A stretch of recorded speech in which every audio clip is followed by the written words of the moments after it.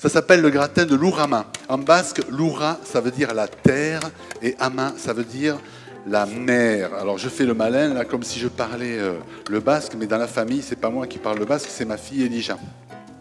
Alors qu'est-ce que c'est? C'est de la citrouille cuite comme on a cuit les autres légumes, à sec comme ça, et très chaud. La citrouille ou du potiron? Il y a des deux. Il y a un peu de butternut, là, il y a de la musquée.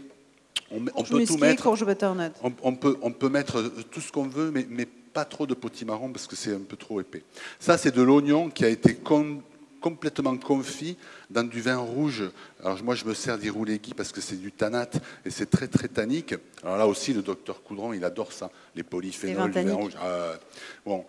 Moi, ma grand-mère, Lucienne, elle disait, quand tu manges du haricot et du jarret de porc confit, il ne faut pas boire de l'eau, il faut boire du vin rouge. Ah bon? Oui, oui, oui. Et c'est vrai, parce que quand on boit du madiran avec ça, eh ben, on le digère bien. Alors que quand on boit de l'eau, eh ben, on en profite pendant un bon moment. Ben oui, c'est comme ça. Ça, c'est dit. Donc c'est vite fait. Hein, donc, alors une couche de courge écrasée grossièrement. Alors, ce qui est long, c'est de faire la mise en place, comme d'habitude en cuisine. Ce qui est long, c'est de faire cuire les légumes, de les préparer, de faire confiturer les oignons et tout ça. Ça prend du temps. Le fromage de brebis, c'est ça, c'est du brebis? Ça, c'est encore plus long puisque c'est 14 mois. Donc, tu vois, mais bon, il y a quelqu'un qui le fait à ta place, celui-là. Rien à voir avec l'osso irati. Oh, si, c'est dans le coin, mais pas bon, forcément. Là, moi, je t'ai dit, bon, les appellations, c'est bien quand tu connais pas le coin, mais quand tu connais le coin, tu t'en fous des appellations. Il vaut mieux connaître le mec qui fait le fromage que l'appellation.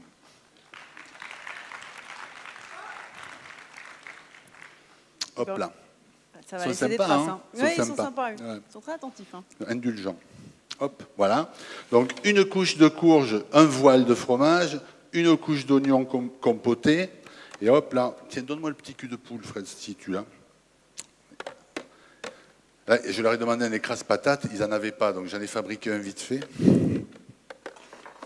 C'est pour mettre en avant ta philosophie. Oui, la démerde d'abord, voilà. Oh, le beau cul de poule. On n'aura peut-être même pas besoin. Hop, là, on va finir ça comme ça. On a compris qu'en gros, ça ne servait à rien de saler un légume qui...